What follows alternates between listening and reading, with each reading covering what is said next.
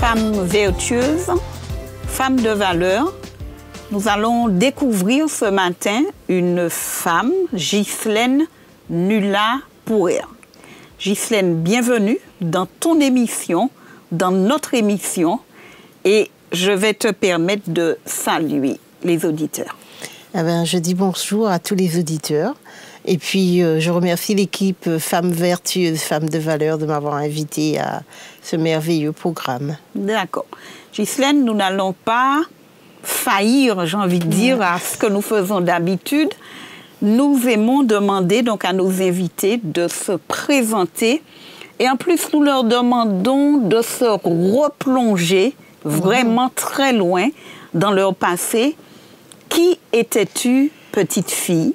Comment, où as-tu grandi et qu'est-ce que tu as reçu comme valeur qui fait que tu sois la femme que tu es aujourd'hui? Alors, j'ai grandi dans une famille de 9 enfants. Ma mère a quand même perdu 2 garçons très tôt. Donc, nous étions 7. On a grandi... Pour ma part, j'ai grandi à Rivière-Salée, mais mes grandes sœurs, parce que nous étions 6 sœurs, et puis un seul frère qui est resté vivant. Elles ont grandi, pour la plupart d'entre elles, en Guadeloupe, puisque mon père a rencontré ma mère en Guadeloupe, puisqu'il travaillait là en tant que chef d'entreprise, entrepreneur en bâtiment. Mais moi, j'ai grandi mes 7 premières années en Martinique, à Rivière-Salée. Voilà, et puis les valeurs que j'ai reçues sont très simples, les valeurs de travail, les valeurs de respect, de travail en équipe aussi, parce que quand on est issu d'une famille nombreuse, on apprend à collaborer ensemble et tout. Je suis la dernière de la famille, donc j'ai été assez chouchoutée par mes sœurs. Je n'ai pas trop eu de problème là-dessus. J'ai des parents qui sont très travailleurs, qui sont des leaders aussi. Autant ma mère que mon père, ce sont des leaders. Et puis, ce sont des personnes aussi... mon père, c'était quelqu'un qui était plein d'humour en même temps. Un grand travailleur, plein d'humour. Et ma mère, c'était une personne qui était très rigoureuse, avec beaucoup de principes et de valeurs chrétiennes surtout. Voilà. Mais dis-moi, quelle adolescente étais-tu? Alors moi, j'étais une adolescente calme, mais j'ai toujours été un petit peu taquine, expiègle, et puis j'aime bien la vie, on va dire. Donc je suis une personne assez positive dans la vie et adolescente très calme, parce que ma mère a quitté mon père et a dû élever ses enfants pour une bonne partie de sa vie seule. Et je trouvais qu'elle se donnait déjà pas mal et qu'il n'était pas nécessaire de lui en rajouter. Mais je n'avais pas forcément... j'ai pas connu vraiment ce qu'on appelle la crise de l'adolescence. Non, j'ai pas vraiment connu ça. Ou peut-être... j'ai eu peut-être des sursauts après, quand j'étais étudiante. Ce qui est normal, on pourrait dire. Voilà. Mais Ghislaine, dis-moi, en quoi ce matin tu pourrais parler à une maman, à une femme, en quoi l'éducation, même si la vie, elle n'est pas toujours rose, elle peut être compliquée, une séparation des parents, mais en quoi ces belles valeurs construisent une personnalité, en dépit des difficultés qu'on pourrait avoir. Comment ce matin tu pourrais encourager une maman, une femme à développer de belles valeurs au sein d'un foyer pour construire la personnalité de leurs enfants? Alors je pense à la fois que les expériences de la vie ainsi que l'éducation nous construisent. Alors si je dois un petit peu raconter un pan de ma vie, très tôt j'ai été hospitalisée, j'ai passé 5 mois à l'hôpital parce que j'étais brûlée au niveau des jambes pour une histoire bête de trucs qu'on faisait, dinette avec de l'huile chaude, enfin des trucs que des enfants ne devraient pas... Un accident malheureux. Un accident malheureux, voilà. Et donc je me suis retrouvée avec toutes mes jambes tachées, j'allais à l'école en tongs, et ma mère m'a appris à être fière de moi déjà, à avoir une estime pour moi-même, et puis à ne pas trop me renfermer à cause des problèmes et des difficultés de la vie.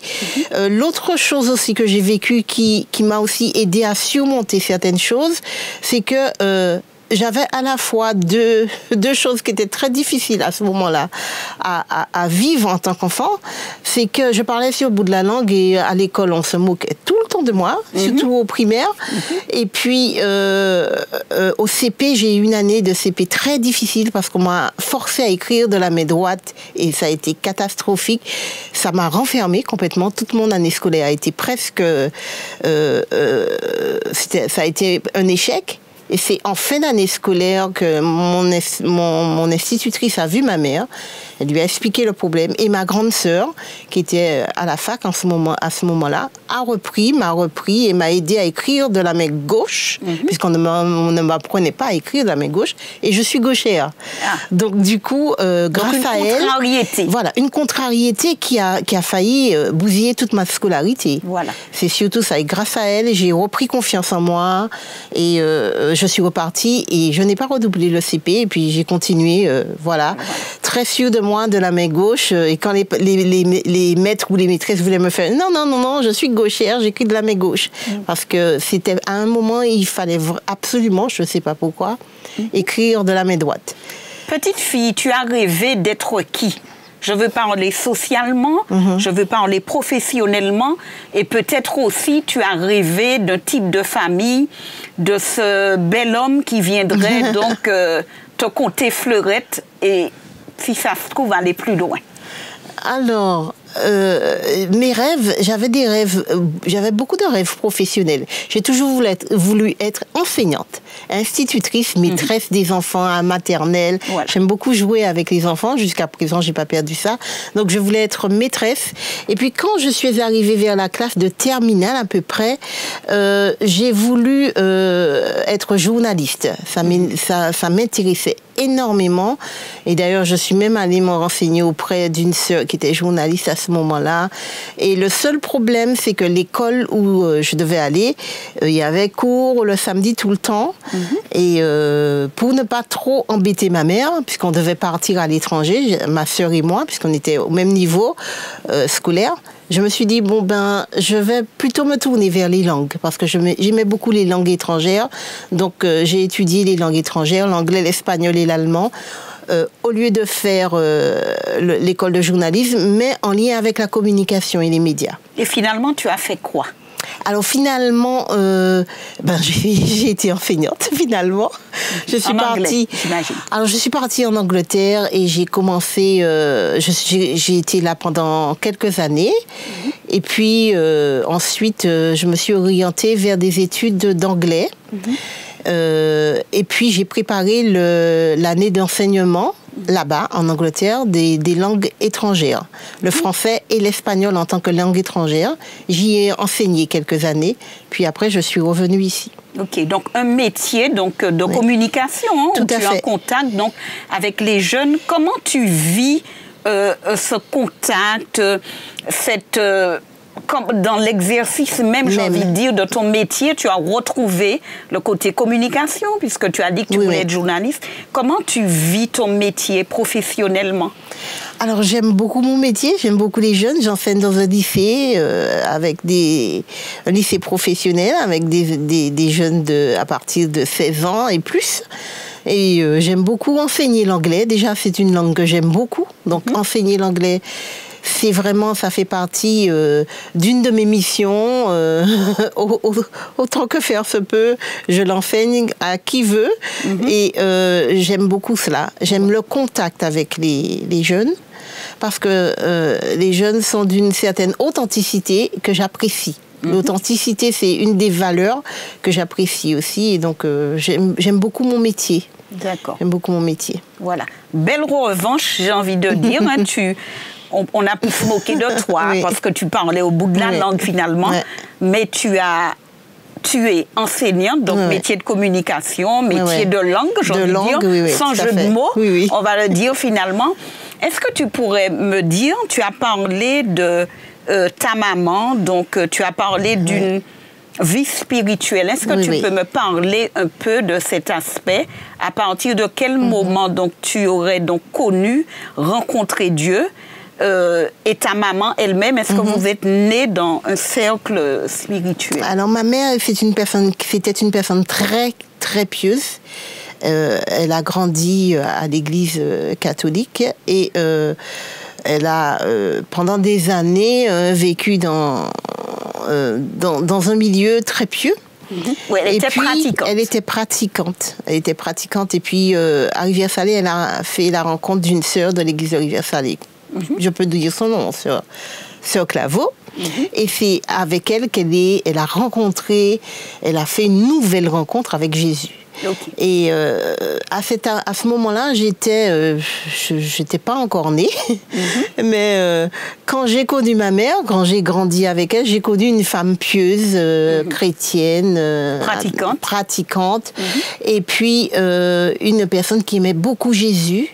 Et qui avait une relation concrète avec lui et qui authentique et qui nous a fait partager cette relation-là.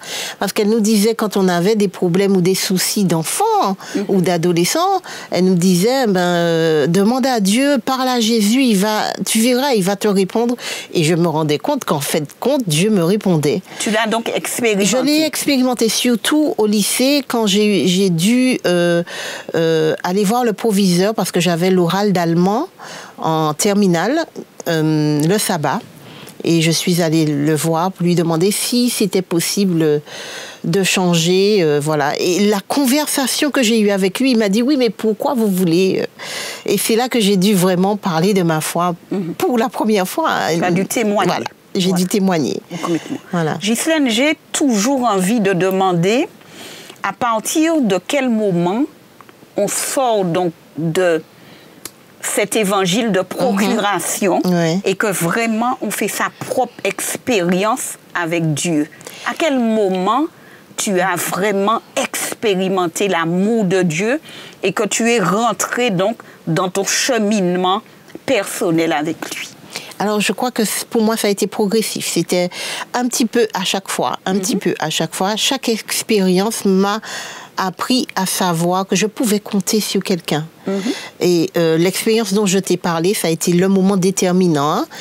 Quand j'ai dû parler de ma foi et demander à ce que j'ai l'examen un autre jour, ça a été le premier moment. Mais les autres fois, c'est vraiment pendant la période où j'étais étudiante. Alors, je lisais beaucoup, mais je lisais beaucoup de livres chrétiens. Alors, je crois que les livres m'ont aussi aidé à savoir qui était Jésus. Alors, je lisais beaucoup de la littérature parce que j'aime beaucoup la littérature. Donc, beaucoup de livres de littérature basés sur la littérature, mais beaucoup de livres aussi sur la littérature chrétienne, qui m'ont aidé aussi à faire des choix, les choix amoureux, des choix de vie, qui fréquenter, le premier copain, des choses comme ça. Ça m'a beaucoup aidé aussi dans mon cheminement. Et demander au Seigneur, mais qu'est-ce que je dois faire comme choix? J'ai eu l'occasion de voir Dieu me répondre concrètement. Mais, comme tu parles du choix, ce matin, certainement qu'une jeune fille, une femme, aurait besoin de savoir comment faire ce choix, le choix d'un époux, comment se déterminer, autour de quelles valeurs. Est-ce que tu peux m'en dire vraiment quelques mots? Je crois que pour faire le choix d'un époux, il faut savoir déjà qui on est réellement. Parce que le moment où on a les fréquentations, c'est aussi le moment où, quelque part, on est confronté à ce choix-là. Donc, se connaître et en même temps choisir. Mais c'est à ce moment-là qu'il faut apprendre à vraiment se connaître, à avoir une estime de soi, à compter sur Dieu et à connaître son caractère pour savoir ce qu'on veut dans la vie. Ok. Ghislaine, on va faire donc une pause. Femme vertueuse, femme de valeur. Et nous retrouvons Ghislaine Nula-Pourrer pour d'autres choix qu'elle va donc partager avec nous, qu'elle a dû certainement faire dans la vie. À tout à l'heure.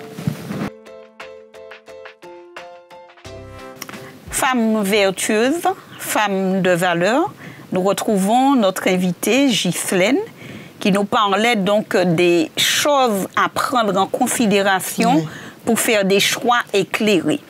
Ghislaine, est-ce que tu pourrais maintenant me dire quelle promesse biblique, quel verset que tu aimes à repasser dans ton cœur, dans ton esprit, pour t'encourager et certainement avec lesquels tu encourages d'autres personnes?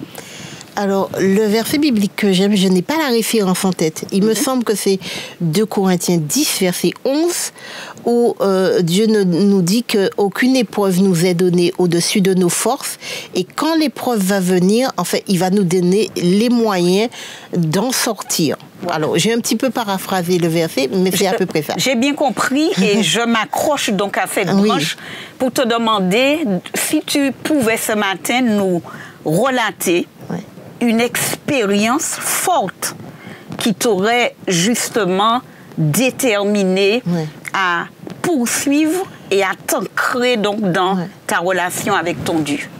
Alors, l'expérience que je vais vous raconter, c'est une expérience qui s'est passée il y a récemment, quelques années, à peine 3 ans, et où vraiment j'ai connu la puissance du Dieu que je servais. La puissance du Dieu que je servais. Je savais que c'était un Dieu bon, un Dieu miséricordieux, qui répondait à mes prières, etc. Mais tu l'as vu à l'œuvre. Mais je l'ai vu à l'œuvre dans toute sa puissance, dans toute sa splendeur.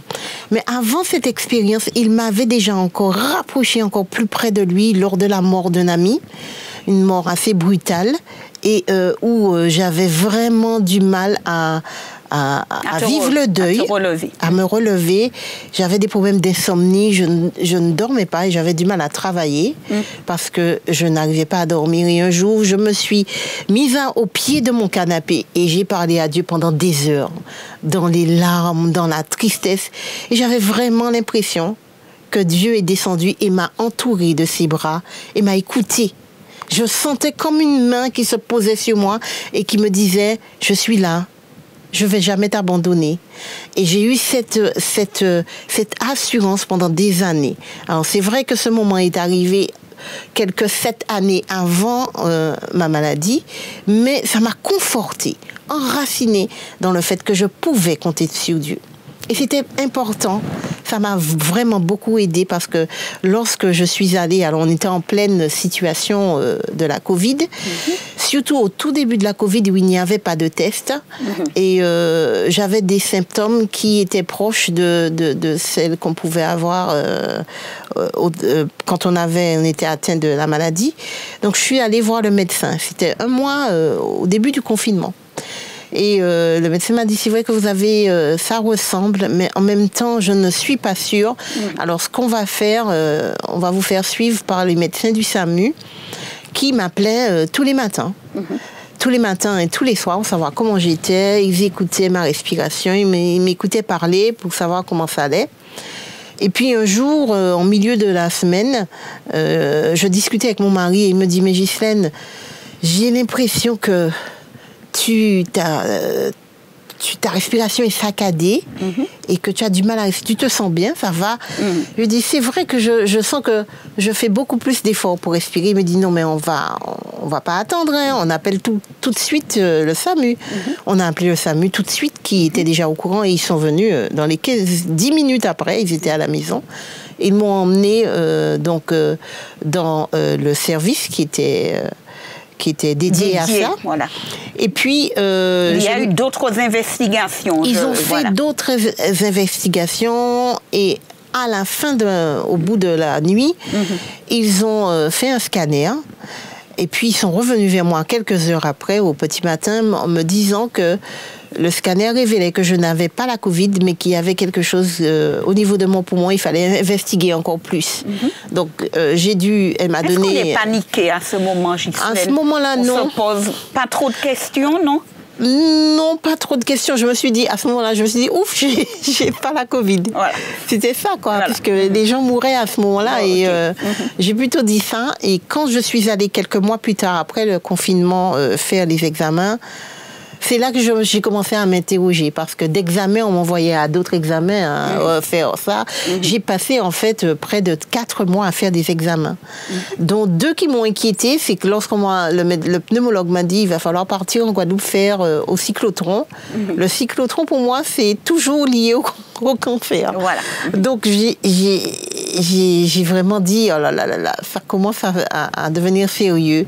Et puis le mois d'après, j'ai fait une biopsie. Et puis le pneumologue me dit, oui, vous avez donc un cancer, une tache au niveau du poumon droit et qu'il faudrait faire une lobectomie. Alors la lobectomie, c'est en fait couper le lobe inférieur droit du poumon. Comment on vit ce moment? On a déjà fait des expériences où on a vu la puissance de Dieu, mais s'il n'y a pas ce moment de révolte où on s'effondre, comment tu l'as vécu, ce moment? Mais encore, la main de Dieu est toujours là. Et chaque fois qu'on progresse dans les analyses, on sent que c'est sérieux. On se rapproche encore plus de Dieu. On dit, Seigneur, c'est toi qui dois mettre ta main là. Et lorsqu'on m'a appelé pour me dire de venir voir le pneumologue, la secrétaire m'a bien dit, ne venez pas seule. Parce que je dis, je suis libre là, je peux venir. Non. Est-ce que votre mari peut venir avec vous? Alors là, j'ai compris que les nouvelles ne seraient pas bonnes. Donc j'ai passé l'après-midi en prière. Et puis quand mon mari était arrivé, nous sommes allés et on nous a appris la nouvelle. J'étais comme saisie parce que je savais que c'était sérieux, mais pas sérieux à ce point. Et en même temps, on se prend jamais au sérieux. Mais c'est là, c'est sur l'instant T, quand on est prêt à s'effondrer. On pense qu'on va s'effondrer, mais on s'effondre pas. Et on se dit, mais comment ça? Je suis encore debout. Et c'est là qu'on réalise qu'on est, comme le dit le beau poème, qu'on est porté par Dieu à ce moment-là. Parce qu'on ne s'est pas effondré. Et lorsque nous sommes arrivés dans la voiture, mon mari m'a dit, on a eu le même instinct, le même réflexe. On s'est dit, on va prier.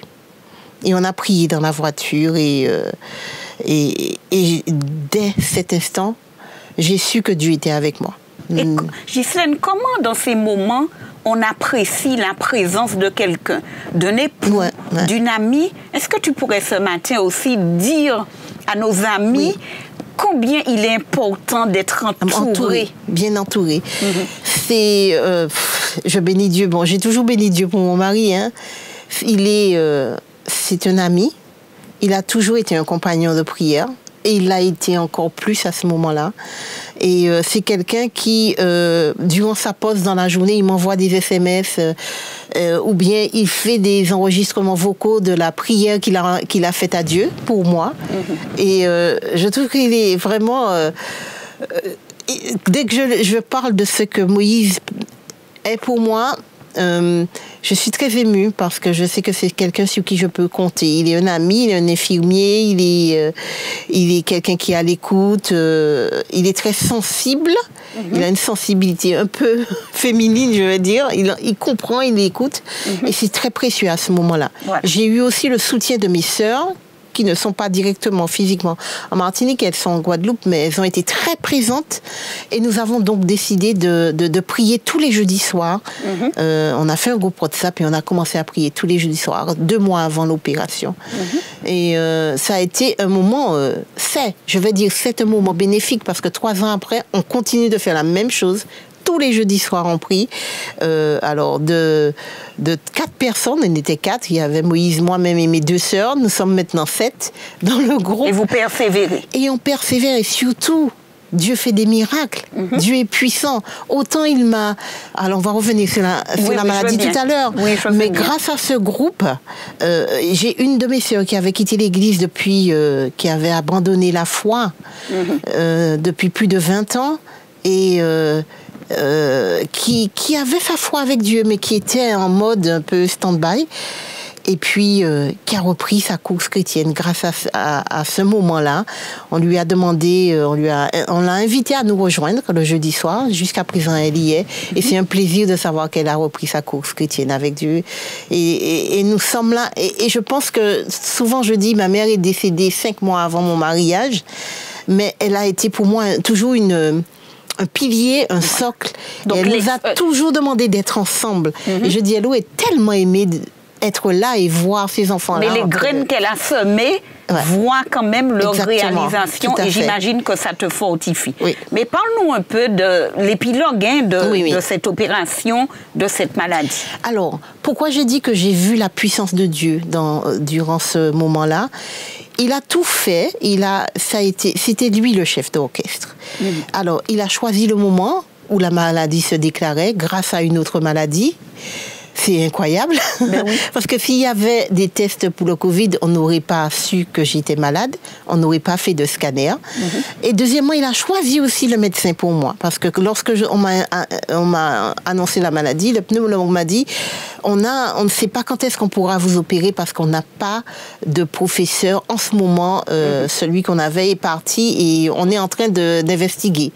Et puis 2 mois après, on m'appelle, on m'a dit, voilà, il y a un professeur qui s'est libéré, et je regarde, quand on me donne son nom, je vais faire des recherches sur Internet, et je vois que c'est une personne qui est très spécialiste de l'affaire, et il m'a opéré vraiment comme un expert.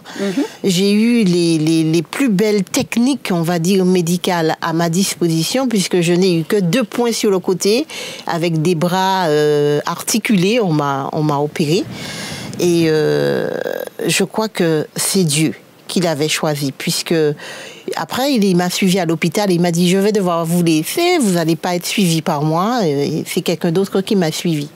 Mais c'est quelqu'un que j'ai apprécié sa douceur, sa pédagogie, sa façon de m'avoir expliqué les choses.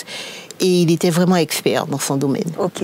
Ghislaine, aux femmes qui traversent des moments difficiles, douloureux, des moments aussi de solitude, toi tu aurais accompagné, qu'est-ce que tu pourrais dire ce matin pour les encourager? Faites confiance à Dieu. Ayez une relation avec lui et faites-lui confiance, parce que Dieu vous aime, il ne va jamais vous abandonner.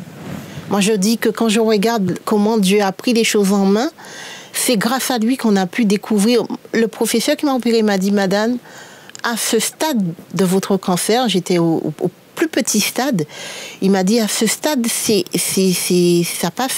invisible au scanner. On ne le voit pas normalement. Et il me dit, c'est parce que vraiment, il y a eu ce scanner-là qu'on a pu aller plus loin et se demander, mais qu'est-ce que c'était? Et grâce au stade précoce, j'ai pu passer à un stade, c'est-à-dire de malade à quelqu'un de plus malade. Je n'ai pas eu de chimio à faire, je n'ai pas eu de radiologie à faire, je n'ai pas eu de traitement médical à faire, parce que Dieu avait tout prévu. Alors, qu'est-ce que je peux dire aux femmes sinon? Mais qu'on s'est rendu grand. Et il n'y a aucune difficulté que notre Dieu ne saurait surmonter, dont il n'a pas la solution. Il faut lui faire confiance. Et comment tu transmettrais cette parole à une femme qui connaît déjà Dieu, mais quelqu'un qui ne connaît pas? Comment tu lui transmettrais ce courage et que tu lui communiquerais l'assurance qu'il y a donc à s'appuyer sur plus grand que soi? Tu ne connais pas celui qui est au ciel, tu ne connais pas celui qui regarde ta vie, qui a ta vie dans tes mains, mais parle-lui. Même si tu ne le connais pas, il te connaît par ton nom. Et ça, c'est le plus merveilleux des cadeaux qu'il puisse te donner. Et je t'encourage à le laisser faire ce qu'il peut faire dans ta vie, et je t'encourage aussi à le rencontrer. Voilà. Tu m'as parlé au début d'une valeur, l'authenticité du témoignage, ta maman, donc, qui était quelqu'un de vrai finalement. Oui, comment tu véhicules encore aujourd'hui cette valeur? Quand on sait que tout est tellement éphémère, comment être des gens vrais, avoir une parole authentique aujourd'hui? Comment cette valeur, justement, tu la portes dans ta vie de tous les jours? Alors, j'aime être le plus authentique possible, et je pense que l'authenticité passe par la communication avec les autres. Alors, quelquefois, on peut faire des erreurs de communication parce qu'on est trop vrai, trop direct, trop... Oui. Mais si on fait confiance à Dieu, on apprend à savoir parler aux gens et on apprend à savoir être vrai. Je pense que dans cette authenticité, il y a la communication et il y a le fait de vouloir vraiment entrer en relation avec les autres et puis aimer les autres simplement. Parce que si on aime les autres et qu'on est authentique, ça devrait marcher normalement. Voilà. Tu as aussi parlé de cette belle famille, donc tu as tes sœurs, ton époux. dis ce matin à une femme, pour moi, l'importance du lien, de la cellule familiale, hein, qui peut des fois partir en éclats. Hein, ça arrive hein, qu'il y ait des accidents de vie, dans les parcours de vie, mais l'importance de tisser donc ces liens familiaux. L'important, c'est demander à Dieu, Seigneur, aide-moi, apprends-moi à aimer mon frère, ma sœur. Je parle de mon frère de sang, ma sœur de sang. Et le Seigneur répond, parce que dans ma famille comme dans la famille des autres, il y a beaucoup de problèmes, comme partout ailleurs, mais il y a beaucoup d'amour et il y a beaucoup d'échanges. Et je pense que si on demande à Dieu de nous donner un cœur qui aime, un cœur qui se repent et un cœur qui aime les autres, ben, on va savoir aimer notre famille aussi. Voilà. Aimer les autres, quelle belle parole pour clôturer notre émission avec notre invitée Ghislaine Nula-Pourrir. Merci pour ce témoignage. Femme vertueuse, femme de valeur, nous attendons déjà de rencontrer une nouvelle femme pour une nouvelle expérience de vie. À bientôt. À bientôt.